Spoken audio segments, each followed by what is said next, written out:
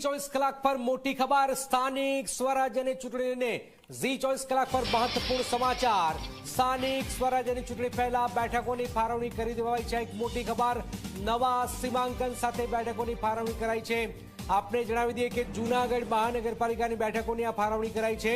રાજ્યની 79 નગરપાલિકાની બેઠકો માટે આ ફાળવણી કરાઈ છે, જેમાં 27% અનામત લાગુ થતા જ બેઠકોની ફાળવણી બદલાઈ ગઈ છે।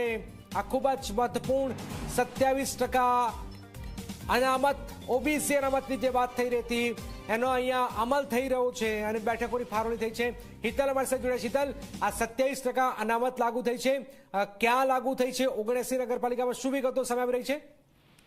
જી જનક, ચોક્કસ એવું કહી શકાય કે ઓબીસીમાં 27% અનામત આપવા અંગેનો જે નિર્ણય લેવાયો હતો અને એને કારણે ક્યાંક ને ક્યાંક સ્થાનિક સ્વરાજ્યની ચૂંટણીઓમાં જે વિલંબ થઈ રહ્યો છે એનો હવે જે છેલ્લો વિલંબ હતો એ વિલંબ પણ પૂરો થયો છે। એટલે એવું કહી શકાય કે જૂનાગઢ મહાનગરપાલિકા અને જે 79 જેટલી નગરપાલિકાઓ છે એમાં રોટેશન પદ્ધતિ જે છે અનામતની એ અંતર્ગત બેઠકોની ફાળવણી કરી દેવામાં આવી છે।